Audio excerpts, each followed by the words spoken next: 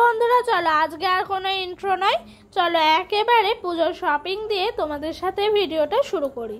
পুজোর শপিং বলতে আমাদের গরিবের ঘরে আর কি, এই যে পুজোর শেষ মুহূর্তে একেবারে শপিং। তো দুটো ব্যাগ নিয়ে বসেছি তোমাদের সামনে দেখাবো বলে পুজোর কেনাকাটা। তো এই দেখো এই দিক দিয়ে প্রথমেই আমার সোনার জামাটা এলো হাতে। এই জামাটা যেন ওর পাপা এবার ওকে পুজোর সময় দিয়েছে। জামা বলতে জামা না, এটা হলো একটা গেঞ্জি, তার সাথে কটন যে সমস্ত জিনিসগুলো হয় সেই সমস্ত জিনিসেরই একটা প্যান্ট। আর গেঞ্জিটার এই যে লেখাগুলো দেখছো RRB, এই লেখাগুলো যেন দুটো তিনটে কালার আসছে, খুব সুন্দর লাগলো।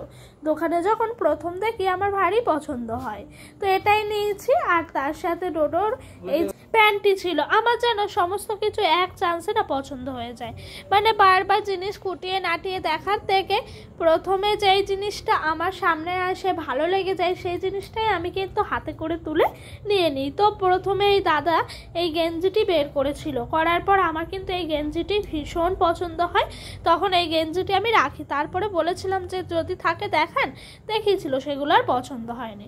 আর এইদিকে ডোডোর পাপা কিছু মতেই জামা নেবে না, ওকে জোর করে আমি এই শার্টটা নেওয়া করেছি। এটি আমারই পছন্দের চেক চেক শার্ট, আমার ভীষণ পছন্দ হয়। ও যেহেতু ফুল টুলের প্রিন্টের মধ্যে পরতে চাই, আমার ওইসব আবার পছন্দ হয় না, তো ওকে পছন্দ করে এই শার্টটি আমি দিয়েছি। নেবে না, জোর করে দেওয়া।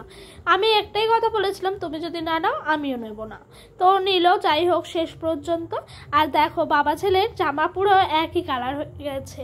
আর এই জামাটা দেখো ডোডোর আমার ভীষণ পছন্দ। এই সমস্ত জামাগুলো মানে সবসময় তো গেঞ্জি প্যান্ট পরাই, কিন্তু পুজোর সময় এই সমস্ত জিনিসগুলোই বেশি ভালো লাগে। আর এটি না গলার কাছে থাক। তো এই জামাটার নাম কি আমি ঠিকঠাক ভাবে জানি না, তবে এই জামাটা আমি যতদূর জানি ওই সেই জ্যাকেট দেওয়া ফুল হাতা শার্ট এই সমস্ত জামায়।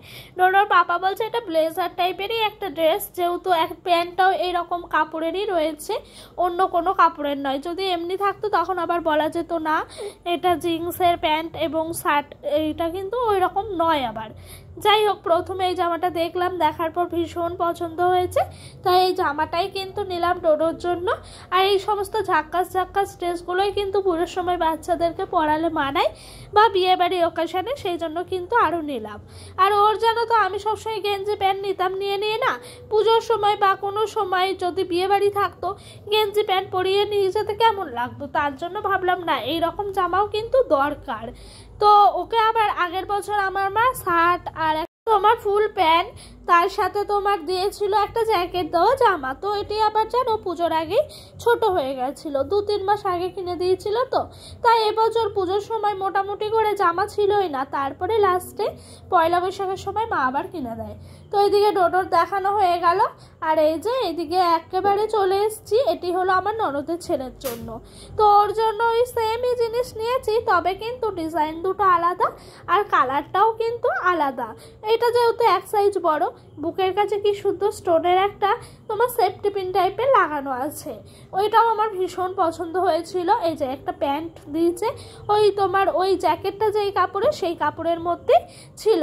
তো এটা সাদা স্কাই কালারের মধ্যেই ছিল, ভীষণ সুন্দর লেগেছিল। এই জামাগুলো যেন প্রথম এক চয়েসেই আমি কিন্তু বের করে হাতে দিয়েছিলাম, এগুলোও আমার ভীষণ ভাল লেগেছে। তো জানি না কতটা কি হবে, কিন্তু আমার তো ভীষণ পছন্দ হয়েছে। তো এইদিকে জানো পুজোর মোটামুটি জিনিস আমি এই দিক দিয়ে করে রাখছি, যেহেতু ওদেরগুলো ওদের দিকে রেখে দিচ্ছি আর আমাদেরগুলো আমাদের দিকে, কারণ এই 2-1 দিনের মধ্যেই কিন্তু এগুলোকে তোমার দেওয়া নেওয়া হবে। আর হ্যাঁ প্রথমেই বলি এই ভিডিওটা শ্যুট করেছি আমি আজকে না, মানে যেদিন ভয়েস ওভার দিচ্ছি সেদিন না, তার আগের দিন। তো এই দেখো ওরও কিন্তু এই জামার সাথে একটা গলার কাছে টাইয়ের মতো ছিল, এটার নাম ঠিকঠাকভাবে আমি জানি না জানো, তো ওগুলোই কিন্তু ছিল। এদিক দিয়ে সমস্ত কিছুই কিন্তু এক এক করে পরে পরে রেখে দিচ্ছি। কেন বলো তো, যদি গুছিয়ে না রাখি পরে আবার ডোডো ঘুমোচ্ছে বলে এদিক দিয়ে শ্যুট করতে এসছি, তখন আবার অসুবিধা হবে। হয়ে গেল রাখা, এবার কিন্তু চলো আরও তোমাদেরকে দেখায়। এই যে এই শাড়িটা আমাকে ডোডোর পাপা দুর্গাপুজোর সময় দিয়েছে, এই প্রিন্টটা দেখে খুব ভালো লাগলো জানো। হ্যান্ডলুমের শাড়ি অনেক উঠেছে দেখেছি, কিন্তু এই রকম প্রিন্টের শাড়ি আমি খুব একটা চোখে পড়েনি, তাই এবছর আমি নিলাম, আমার ভীষণ পছন্দ হয়েছে। আর এটি হলো শাশুড়ি মার জন্য শাড়ি, ওইটাও হ্যান্ডলুমের, কিন্তু এটি আবার অন্য রকম একটা, কিন্তু সুন্দর হয়েছে। ওনার কালারটা হলো তোমার ওই ডিপ স্কাই টাইপের, আর তোমার মেরুন কালারের পাটটা মোটামুটি খারাপ হয়নি। জামাগুলো শাড়িগুলোকে এবার সেলাই করতে দিতে হবে। আর এই যে এখানে হলো একেবারে শেষ মুহূর্তে, এটি হলো ননদের মেয়ের জামা। তো এটা হলো একটা গ্রাউন্ড টাইপের ড্রেস। তো এই দেখো প্রথমে তোমার এখানে একটা বো টাইপের পাশে লাগানো আছে, আর তোমার এইদিকে গোলাপ ফুল। এটাও আমার ভীষণ পছন্দ হয়েছে, তাই ওর জন্য ওটা আমি নিয়ে নিলাম। এবার ডোডোর একেবারে দিম্মাবাড়ির ড্রেস। তো এই দেখো এটা কিন্তু আমার মা দিয়েছে, মানে ডোডোর দিম্মা ডোডোকে দিয়েছে। হ্যাঁ, এরকম ড্রেসই আগের বছর মা ওকে পুজোর সময় দিয়েছিল। তো এটা হলো জ্যাকেট দেওয়া একটা জামা, তার সাথে জিন্সের প্যান্ট, এই সেটটাই রয়েছে। এটাও আমার ভীষণ পছন্দ, এটাও কিন্তু আমি নিজেই চয়েস করে নিয়েছি। আর এই রকম ড্রেসগুলো যেন আমার ভীষণ ভালো লাগে, ছেলেদের পরলে একটা বাচ্চা হলো বা বড়, ওদেরকে যেন একটা মানে লুকটাই আলাদা হয়েছে, একটা হ্যান্ডসাম টাইপের লুক চলে আসে। তার জন্য এই দুটো নিলাম। আর গেঞ্জি প্যান্ট তোর প্রচুর আছে, প্রচুর। এমনি সময় আমরাও কিনে দিই, সবাই দেয়। এই যে তারপরে একেবারে দেখানো হচ্ছে ওর দিম্মা এই জামাটাও দিয়েছে। এই প্যান্টটা একবারে সেট ছিল, এই প্যান্টটা তোমার মল থেকে কিনেছি গেঞ্জি সমেত। তোমাদেরকে বলেছিলাম না বাপের বাড়ি যখন গেছিলাম যে মলে ডোডোর জন্য একটা জামা নিয়েছি, তো এই জামাটাই নিয়েছিলাম মল থেকে। তো এটাও তোমাদের সঙ্গে শেয়ার করলাম। হাত কাটা একেবারে মা দিয়েছে সিম্পলের মধ্যে, ওই পুজোর আগের দিন পরার জন্য, মানে পুজোর শুরুতে। আর এই যে এই জামাটা দিয়েছে ডোডোর মিমি, মানে আমার দিদি ডোডোকে দিয়েছে এই জামাটা। আমার তো এগুলো ভীষণ পছন্দ হয়েছে, গেঞ্জিগুলো এত সফট আর এত সুন্দর কালার, কি বলবো তোমাদেরকে, বলে বোঝানোর মতো নয়। তো এই যে এই শার্ট এইটা দিয়েছে, তার সাথে এই প্যান্টটা দিয়েছে। প্যান্টটার আবার দেখো নিচের দিকে একটা বেশ মানে সূর্যের আলো আসছে এরকম একটা ছবি। আর এই যে এইটা হলো ডোডোর ভীষণ পছন্দের, তোমার এর নাম কি ডিনো নাকি, তো ও ভীষণ পছন্দ, ভীষণ। ও এইটা পড়তে চাই জানো বারবার, কিন্তু দিচ্ছি না, পুজো হোক তারপরে দেবো। তো এগুলোই ছিল এই পর্যন্ত ডোডোর মানে মিমির বাড়ির, মামা বাড়ির এই সমস্ত ড্রেস। তারপরে দেখো এই শাড়িটি কিন্তু আমাকে এবছর পুজোয় ননদ দিয়েছে। তো শাড়িটির ভাঁজটা দেখে প্রথমে একটু কেমন লাগলো, যে এরকম ভাঁজ প্রথম দেখলাম, জানো ভালো লেগেছে, খারাপ না। ভাঁজগুলো বেশ সুন্দর করে করেছে, কত সুন্দর বুদ্ধি খাটিয়ে খাটিয়ে ভাঁজটা করেছে। দেখো একেবারে পাড়ের সমান সরু টাইপের নিয়ে এসছে। তো এই দেখো শাড়িটা হলো বাটাল গ্রিন কালারের, আর তোমার শাড়িটার পাড়ের কালারটা হলো ওই সাদা সাদা টাইপের, তার সাথে তোমার আছে তোমার সিলভার কালার যেটাকে বলে, তার সাথে আছে তোমার রানী কালারের সমস্ত ফুল টুল। আর শাড়িটা পুরো এক কালার, তার সাথে এরকম। এই শাড়িটার নাম আমি ঠিক বলতে পারছি না জানো। তো আমার বাদবাকি একটি শাড়িও হয়েছে, তার সাথে তোমার একটি ব্লাউজ পিসও বানাতে দিয়েছি। সেটা কে দিয়েছে সেটা সিক্রেট রইল, তো সেটা আমার কাছে নেই, টেলারে আছে, তাই তোমাদেরকে আমি দেখাতে পারলাম না, সরি। আর হ্যাঁ, অনেক দিন ধরে আমাকে এক বনু খালি কমেন্ট করতো, দিদিভাই শপিংয়ের ভিডিও দাও, শপিংয়ের ব্লগ আনো। তো বনু আজকে এইটুকুই আমার ছিল শপিং। আর আমাদের মতো গরিব মধ্যবিত্ত পরিবারে কী বা আছে বলো, আমাদের কাছে পুজোয় একটা শাড়ি হয় মানে আমাদের কাছে হাজার কিছু। তো এইসব নিয়ে আমি কখনোই মন খারাপ করি না, এটা আমার কাছে ভীষণ পাওয়া। আমার সব থেকে বড় পাওয়া মানে এই ছোটো ছোটো জিনিসগুলোতে আমি ভীষণ খুশি। আমার লাগে না অনেক কিছু, আমার অল্প কিছুতেই আমি অনেকটা হ্যাপি থাকার চেষ্টা করি। যাই হোক, ওই দিক দিয়ে শপিংয়ের ভিডিওগুলো দেখালাম। আর এই দেখো রান্না করছি আজকে, যেন ডোডোর পাপা অনেক সকাল সকাল বেরিয়েছে ঠাকুর আনতে। তো ওই গেছে প্রায় 6টা নাগাদ। তো আমাকে ডেকে ডেকে প্রায় 6টা বাজতে 10 মিনিট আগে ঘুম থেকে ওঠাতে পেরেছিল। তো উঠে সংসারের যথারীতি কাজকর্মগুলো সেরে নিয়েছিলাম বাসি। তারপরে যেন যে বাসনটা মেজে ঘরে রেখেছি, ডোডো ঘুমের থেকে উঠে ভীষণ কান্না করছিল, তাই ওকে নিয়ে ঘরে একবার শুতে গেলাম। শুতে গিয়ে ওই যে শুয়েছি, ঘুমিয়ে গেছি, জানো চোখটা লেগে গেছে। একেবারে উঠেছি তোমার ওই বেলা 9টার সময়। তখন দেখি আমার শাশুড়ি মা আমাকে বলছে ওঠো, এসছে আমার ননদের বর এসেছিলো এই সমস্ত জামা কাপড়গুলো দেবে বলেই, তো বলছে চলে এসছে। তো আমি উঠলাম, উঠে দেখি হ্যাঁ সত্যি চলে এসছে। আজকে আমার ঘুমের থেকে উঠতে ভীষণই লেট হয়ে গেছে, তবে একবার উঠে যেহেতু কাজগুলো করেছি অতটাও খারাপ লাগেনি। যদি পুরোটাই 9টার সময় উঠতাম তখন ভীষণই খারাপ লাগতো। যাই হোক, ওটা কাজকর্মগুলো সেরেছিলাম, ভাগ্যিস খালি ঘরটাই মোছা হয়নি। ঘরটা ভাবলাম একেবারে শেষে মুছবো, তারপর ভাবছি না, বাসি ঘর তো রাখতে নেই, তারপরে ফাঁক করে এক ফাঁকে মুছে নিয়েছি। তো সকালবেলা যেহেতু এসেছিল ননদের বর, তো আসে মাত্রই চা দেওয়া হয়েছিল, চা খেয়েছিলেন। তারপর সকালবেলা শাশুড়ি মা একটু ডাল করলেন, তো ওনাকে আবার মাছ ভেজে আর তোমার উচ্ছে আলু ভাজা দিয়ে ভাত দিলাম, যেহেতু ওনার তাড়া ছিল ভীষণ, বাড়িতে দরকার ছিল, সেই জন্য বারবারই বলছিল আমি চলে যাব, থাকবো না। অনেকবার বলা হয়েছে কিন্তু থাকবেন না।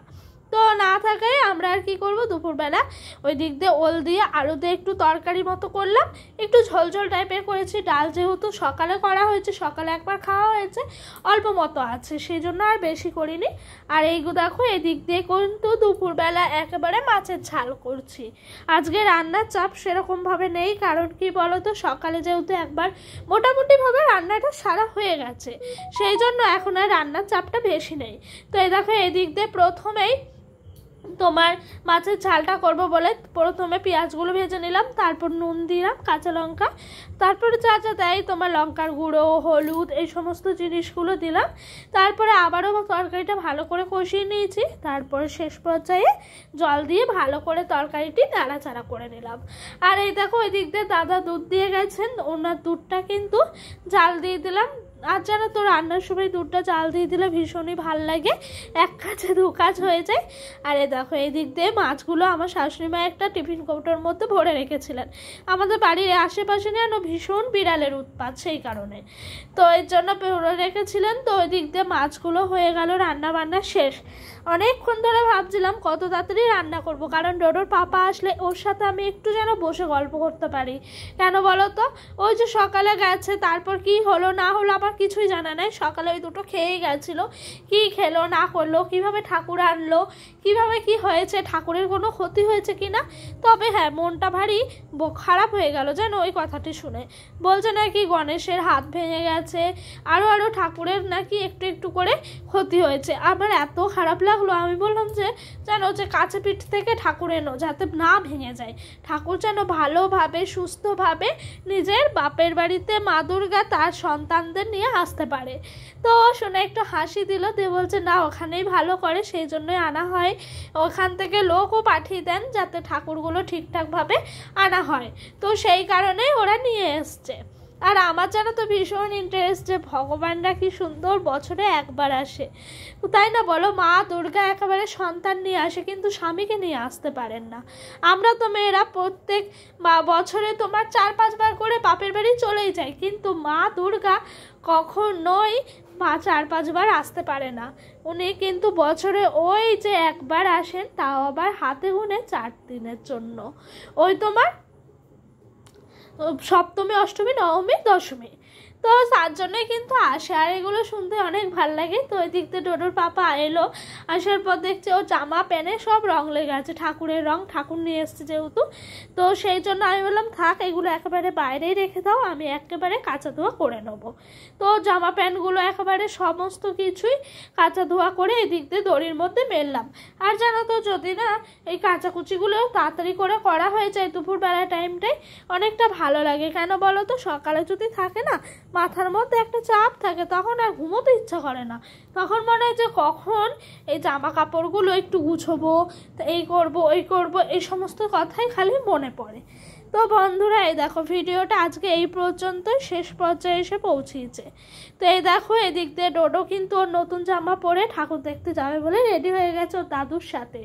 কেমন লাগছে অবশ্যই জানিও। বন্ধুরা, আজকে ভিডিওটা এই পর্যন্তই রাখছি। তোমাদের যদি আমার ভিডিওটা ভালো লেগে থাকে, অবশ্যই একটি লাইক আর একটি কমেন্ট করো। আর যদি আমার ভিডিওটা তোমাদের আরও ভালো লেগে থাকে, তাহলে অবশ্যই আমার ছোট্ট চ্যানেলের প্রত্যেক একটা নতুন সদস্য হয়ে যেও। বাই।